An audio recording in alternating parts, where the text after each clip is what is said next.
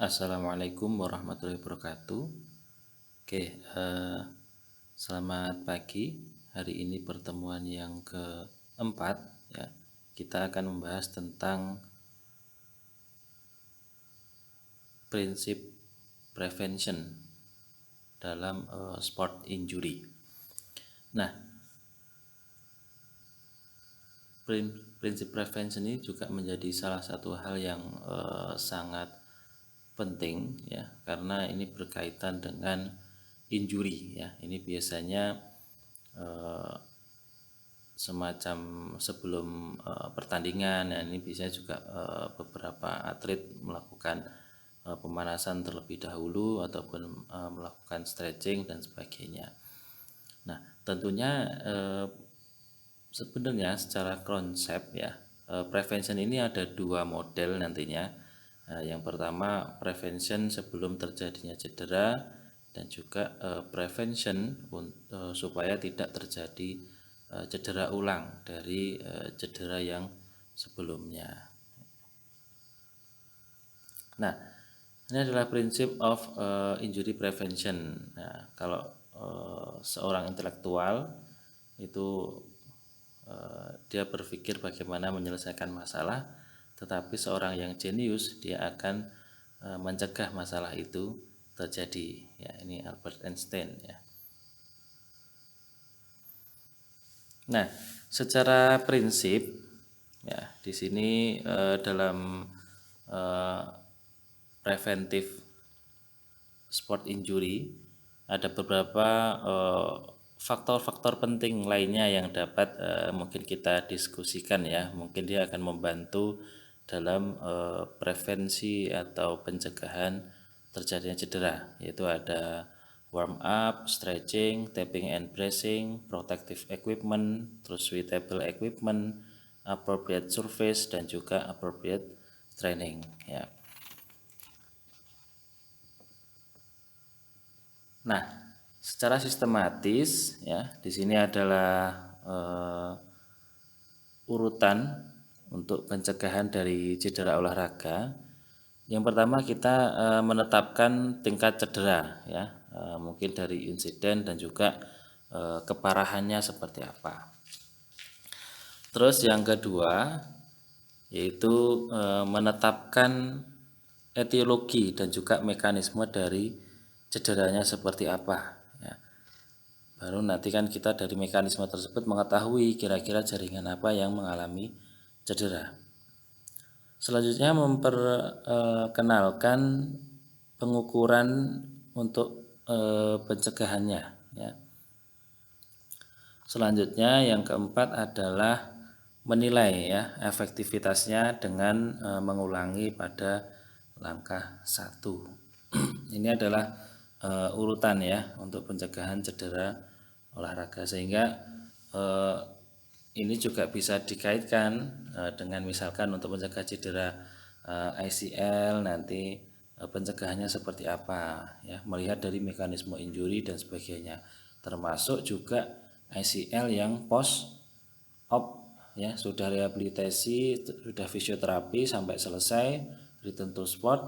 Nah, return to sport ini juga nanti ada bagian yaitu injury prevention, re-injury prevention, yang mana ini adalah suatu latihan nantinya yang mana digunakan supaya atlet itu tidak mengalami cedera ulang ya. Nah, itu salah satu komponennya adalah latihan mungkin meningkatkan proprioception. Oke. Nah, di sini ada gambaran tentang penyebab cedera ya, yaitu ada model penyebab cedera komprehensif ya, berdasarkan model epidemiologi. Nah, di sini ada faktor resiko internal dan juga faktor internal, yang mana di sini masuk di kategori mungkin atlet yang cenderung rentan gitu ya. Nah, ini adalah ada internal faktor mulai dari usia, gender ya, body composition, health, terus physical fitness, anatomi ya, skill level. Nah, ini menjadi faktor internal atau yang cenderung dia miliki gitu ya. Terus selanjutnya ada paparan faktor eksternal ya. Misalkan ada human factor, protective equipment, ya, terus juga sport equipment dan environment.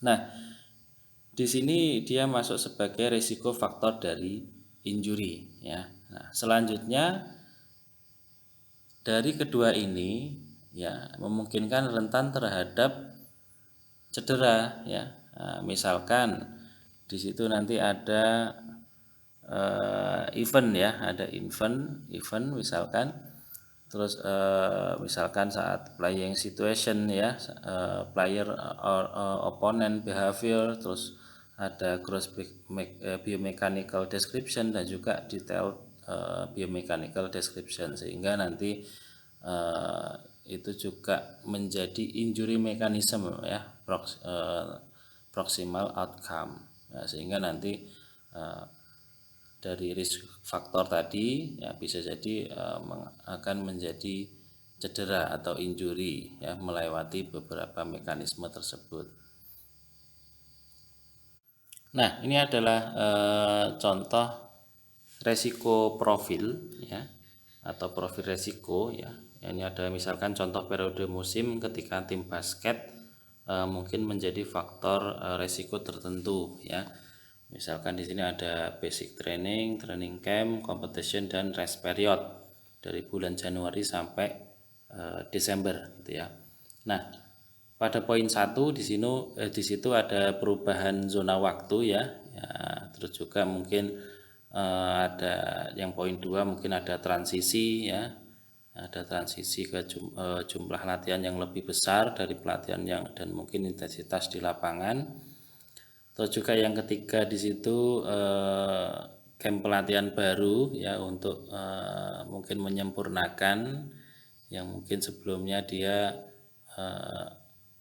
sebelum mulai di musim kompetitif. Terus juga mungkin yang keempat di sini adalah awal musim kompetisi yang mungkin dia bermain temponya yang lebih tinggi dan jadwal kompetitif yang padat di mana atlet mungkin tidak terbiasa. Terus yang kelima di sini ada resiko cedera akut ya.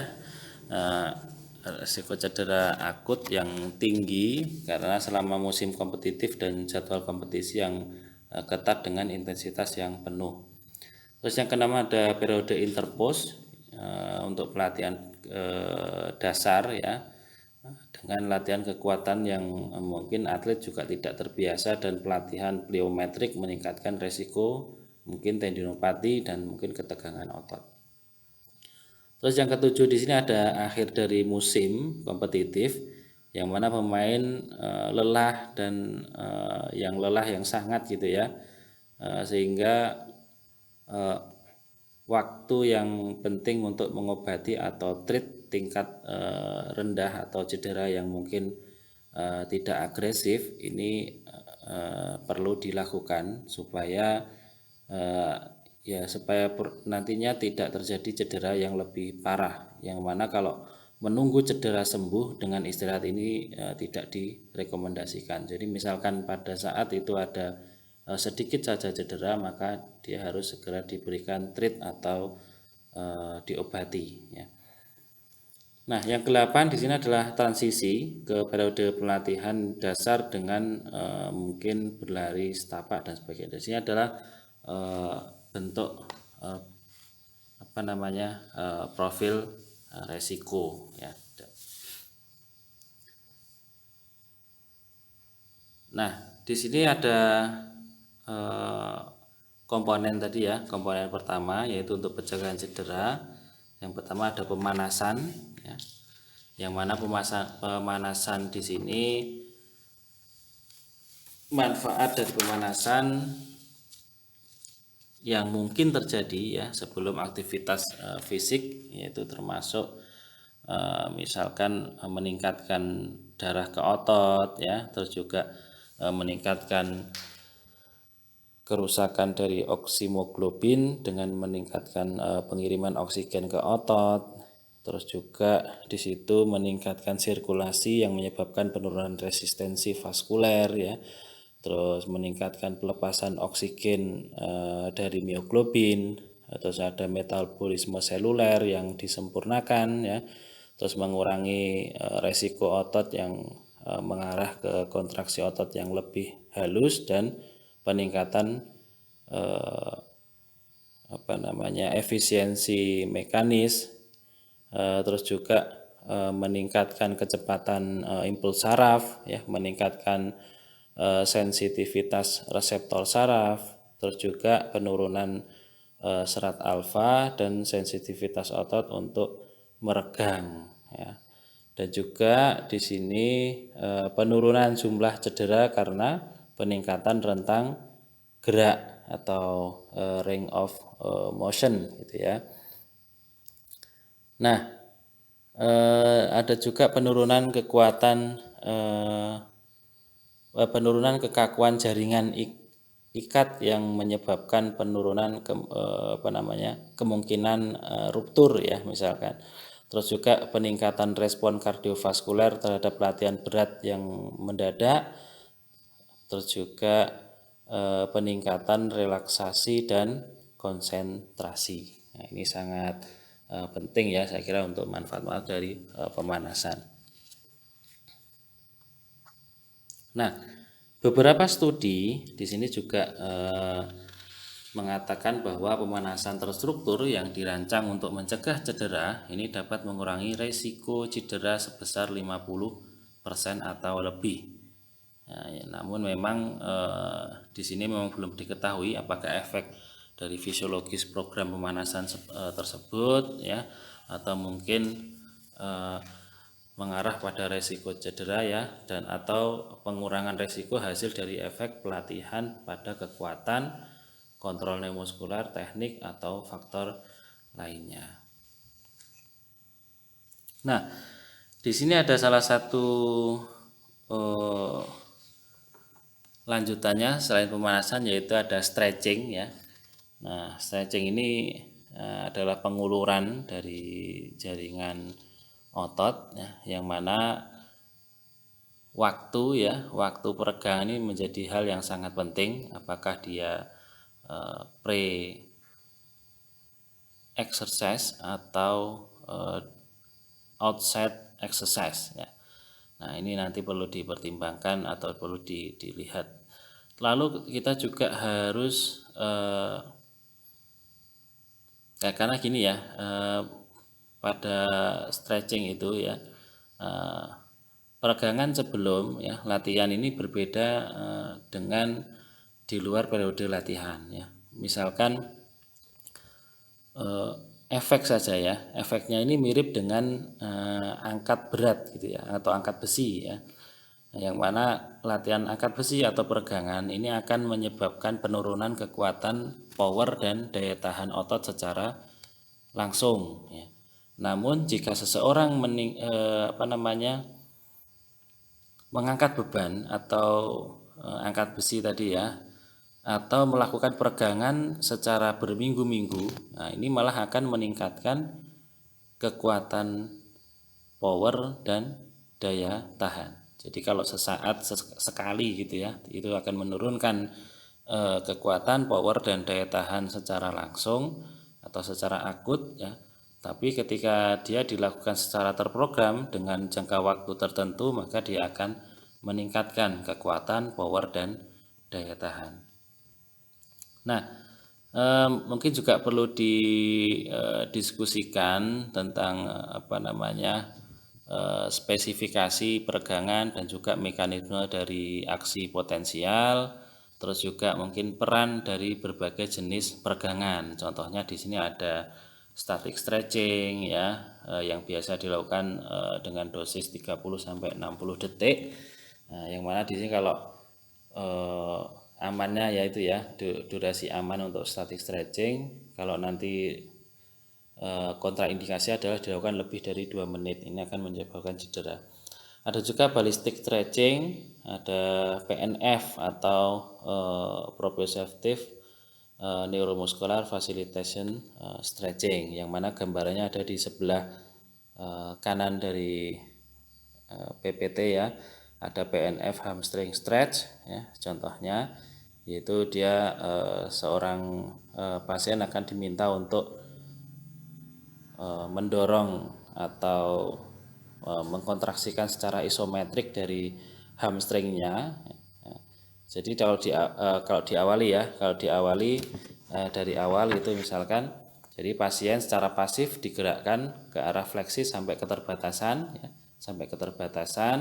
atau sampai rasa kenyamanan ya, lalu diminta untuk gerak isometrik atau mendorong ke arah bahu, lalu terapis di sini akan setelah mendorong akan digerakkan secara pasif gentle ya, atau semacam stretch ke arah fleksi hip ya, atau menambah lingkup geraknya sampai ada rasa tidak nyaman atau keterbatasan dari gerak.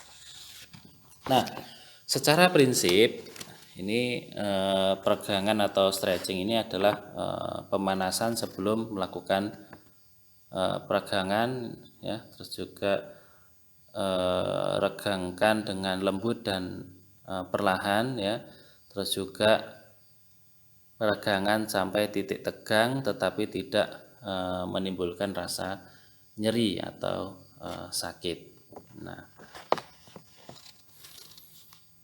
ya, secara umum ya stretching atau peregangan ini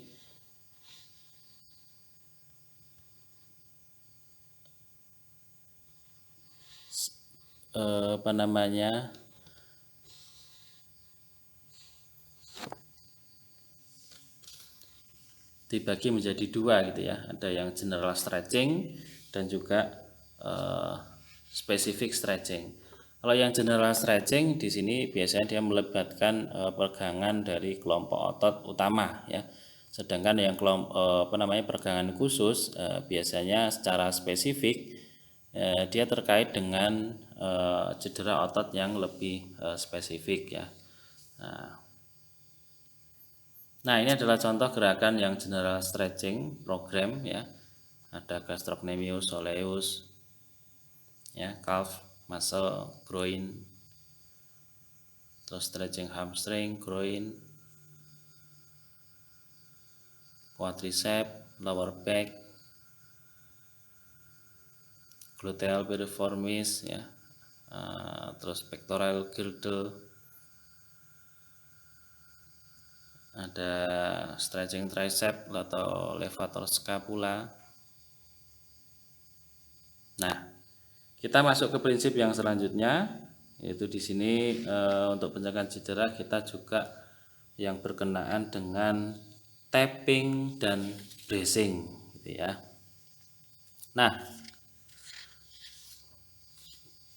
tapping dan bracing ya, atau brace ya. Nah, di sini digunakan untuk membatasi gerakan yang tidak diinginkan atau berpotensi membahayakan dan memungkinkan gerakan yang, tapi juga dia memungkinkan gerakan yang diinginkan gitu ya. Nah, di sini ada dua indikasi, yaitu untuk prevention atau tindakan pencegahan ya. Contohnya ya biasanya digunakan pada aktivitas yang high risk ya, atau tinggi resiko terjadi cedera. Contohnya pada ankle pemain basket ya. Nah, ini digunakan strapping. Selanjutnya untuk rehabilitation atau rehabilitasi, di sini tapping misalkan digunakan untuk protective mechanism ya, selama healing atau rehabilitation fase. Nah, jadi di sini ada dua indikasi jadi penggunaan dari tapping dan bracingnya. Nah, selanjutnya di sini ada protective equipment ya, yang mana di sini adalah peralatan pelindung ya, yang mana dia sangat penting ketika digunakan untuk olahraga-olahraga yang mungkin banyak body kontaknya.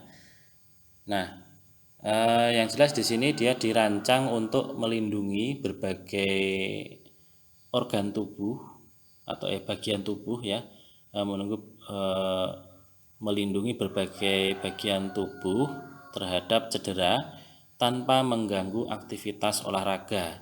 Nah, peralatan di sini juga dapat digunakan saat kembali beraktivitas setelah cedera dengan situasi di mana kontak langsung dapat memperburuk dari cedera tersebut ya. Nah, jadi misalkan saat olahraga juga bisa, ataupun kembali dari cedera dia dipakai ketika aktivitasnya mungkin banyak kontak langsungnya yang dapat memperburuk dari cedera. Contohnya di sini ada knee brace ya, terus juga ada helmet ya, terus juga ada molded brace ya. Ya itu kan ada macam-macam itu ya yang molded brace ya.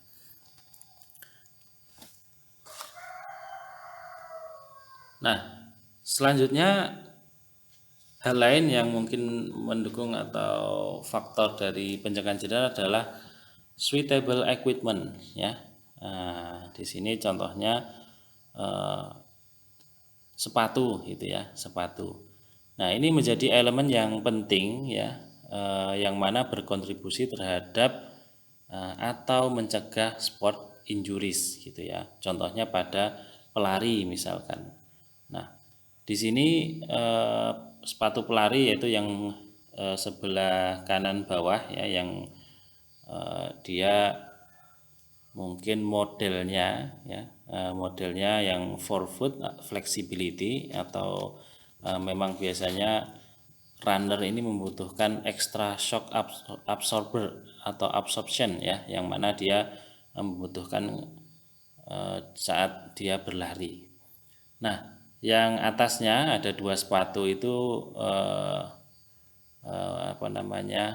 itu adalah sepatu yang kalau yang sebelah kiri dia sepatu yang lurus ya, sedangkan yang sebelah kanan ini yang melengkung ya, yang mana dia cenderung sepatu untuk keseharian mungkin ya, atau sesuai dengan individu, dan dia menawarkan kenyamanan untuk jenis kaki yang cocok gitu ya.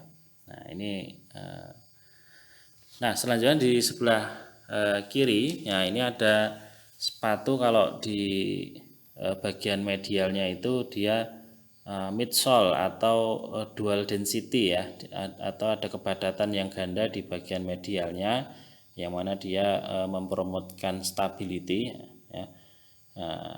Yang mungkin dia ya akan mengutamakan dari stabilitas ya, jadi di bagian medialnya dia dibuat lebih keras ya di bagian bawahnya itu.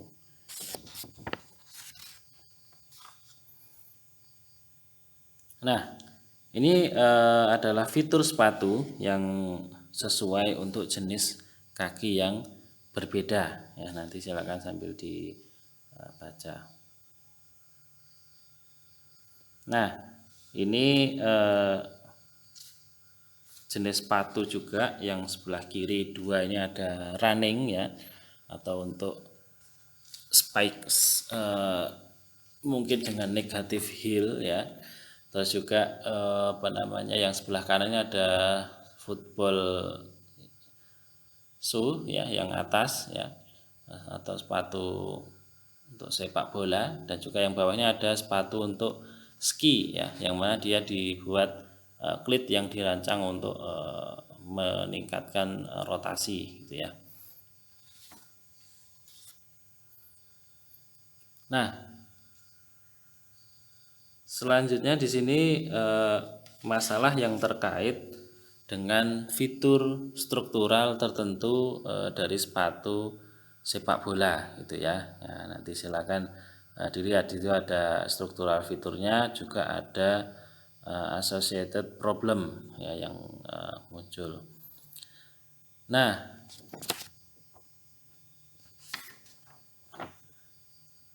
beberapa cara ya untuk mengubah raket tenis untuk mengurangi guncangan pada benturan dan mengurangi gaya yang di apa namanya diteruskan ke lengan pemain gitu ya.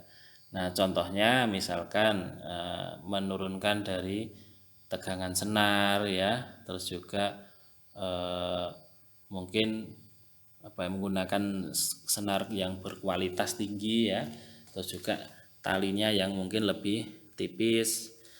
Terus dia meningkatkan dari fleksibilitas raketnya ya, terus juga menambah ukuran kepala ya, terus juga menambah berat atau mungkin dengan menambahkan timah gitu ya, pita timah ke kepala dan pegangan, dan juga meningkatkan ukuran pegangan. Yang jelas ini ukuran dari grip ya atau size gripnya dia harus disesuaikan dengan tangan pemain supaya dia lebih nyaman atau lebih aman saat bermain. Ini adalah contoh salah satu apa namanya penyesuaian dari alat yang digunakan. Tadi ada sepatu, terus juga ada raket. Ya, ini berkaitan dengan suitable equipment. Selanjutnya hal penting lainnya adalah ini ya, faktor untuk pencegahan cedera adalah kita harus memperhatikan dari appropriate surface atau permukaan lapangan yang digunakan untuk bermain ya. Nah, tentunya di sini antara lapangan yang mungkin asli ya, rumput asli dan juga rumput buatan juga memiliki gaya gesek yang berbeda ya. Yang untuk mungkin gaya gesek yang rumput buatan atau lapangan buatan ini mungkin dia memiliki gaya gesek yang lebih tinggi, sehingga jika tidak terbiasa akan mungkin rawan cedera. Ya. Tapi juga mungkin dipengaruhi oleh jenis sepatu yang digunakan. Jadi memang harus memperhatikan dari jenis sepatu dan juga mungkin surface yang akan digunakan dalam pertandingan. Nah, selanjutnya hal lain yang perlu diperhatikan adalah appropriate training ya, yang mana di sini aktivitas yang pada akhirnya akan meningkatkan kinerja atau performa dalam olahraga tertentu ya secara prinsip ya. Nah, kalau latihan adalah aktivitas yang pada akhirnya akan meningkatkan kinerja atau performa dalam olahraga tertentu. Yang mana di sini secara umum ya digolongkan sebagai ini, ada periodisasi ya, specificity, terus juga overload dan individuality ya. Terus ini adalah berbagai jenis pelatihan yang dilakukan selama 3 fase siklus tahunan gitu ya. Nah, ada training fase, ada preparation conditioning, terus juga transitional atau pre-competition, terus competition. Ini ada aerobic training, ada anaerobic training, ada plyometric training, ada weight training, technical training, dan juga competition ya.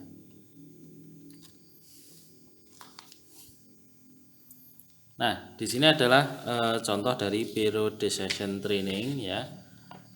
Di sini yang di atas adalah olahraga tim ya,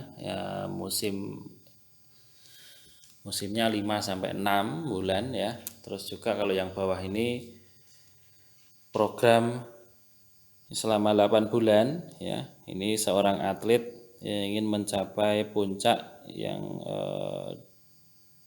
2 kali dalam periode itu gitu ya. Nah, jadi dia selama 8 bulan untuk periode latihannya, yaitu ada misalkan dari rest dulu September ya, terus juga Oktobernya dia sampai sampai Januari dia conditioning atau preparation ya, terus juga ada tradisional dan juga kompetisi ya, kurang lebih seperti itu untuk gambarannya. Nah, selanjutnya di sini ada siklus 3 mingguan yang mungkin disarankan untuk atlet lintasan dan lapangan gitu ya. Nah, misalkan minggu pertama ya, hari Senin, Selasa, Rabu, Kamis, Jumat sampai Minggu ya, itu sudah ada jadwalnya. Minggu pertama ya, misalkan ada jogging, ada interval, terus juga ada jogging lagi, ada interval dengan plyometrik ya. Nah, ini nanti silahkan sambil dibaca ya.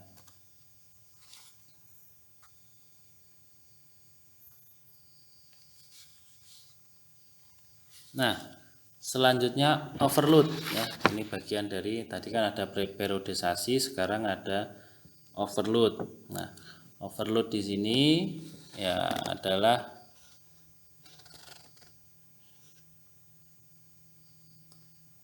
variabel yang dimanipulasi oleh atlet dan pelatih untuk memungkinkan atlet melakukan pekerjaan dengan intensitas yang tinggi atau untuk melakukan volume pekerjaan yang lebih besar pada intensitas tertentu atau untuk mengurangi waktu pemulihan antara upaya volume dan intensitas tertentu.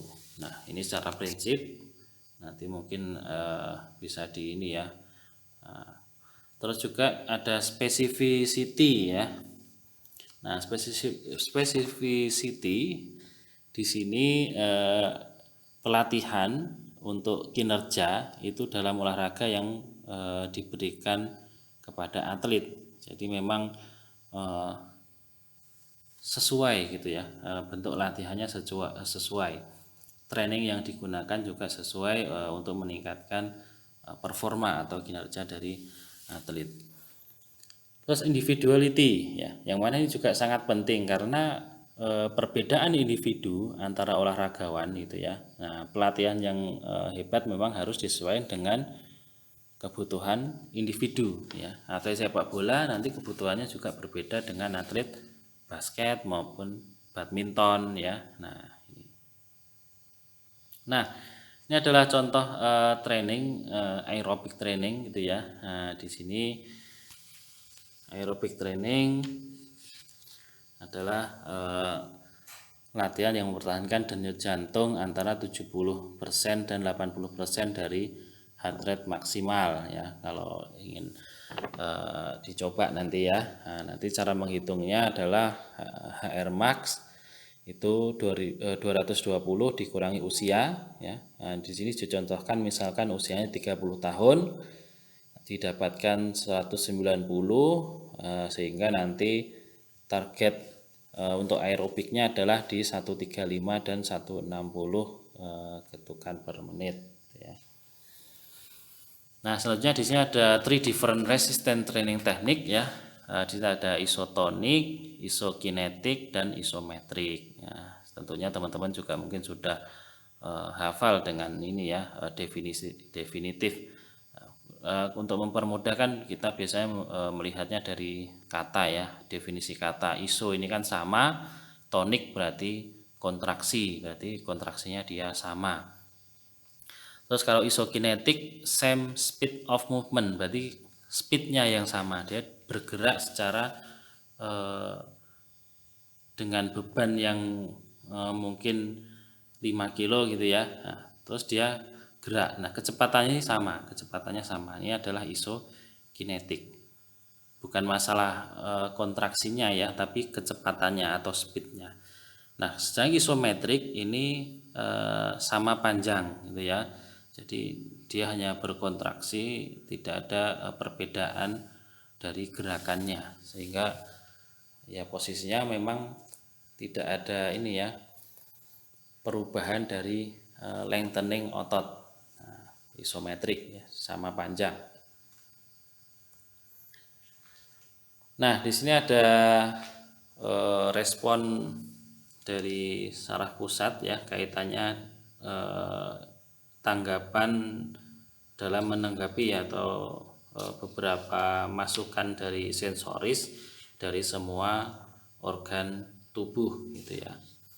Nah, misalkan di sini ada musik ya, terus juga lain-lainnya ya, terus juga di sebelah kanan ada anticipation, misalkan ada begin exercise at a different intensitas, terus juga ada feed forwardnya, ada reserve ya, submaximal recruitment, dan lactate paradox, terus juga ada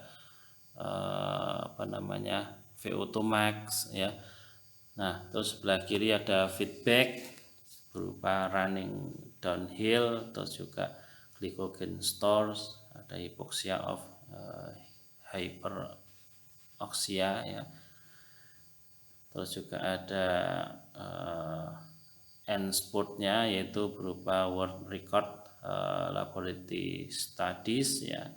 Nah, sini memang di sini adalah multiple sensory input dari organ tubuh ya, dalam menanggapi respon sensoris gitu ya.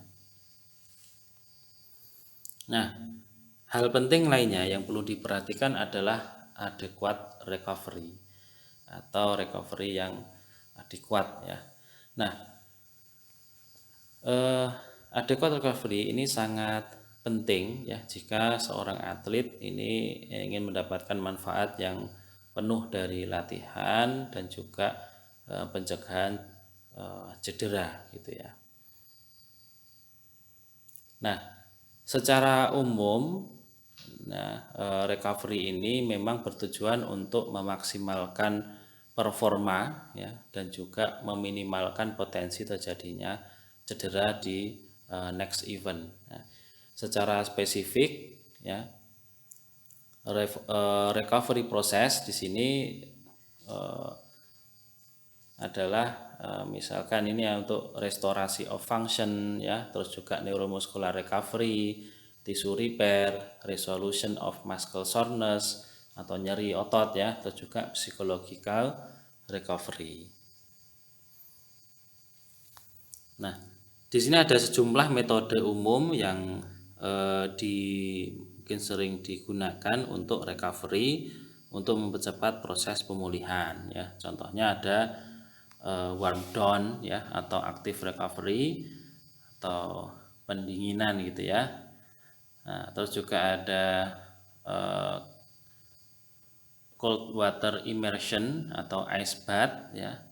Terus juga massage, ada compression garment atau pakaian compression, terus juga ada lifestyle, ada faktor nutrition dan juga psikologi. Nah, ini sumber buku yang saya gunakan dari Bruckner Hahn tahun 2012 ya, untuk 4th edition. Oke, terima kasih. Mungkin sampai di sini untuk materi injury prevention.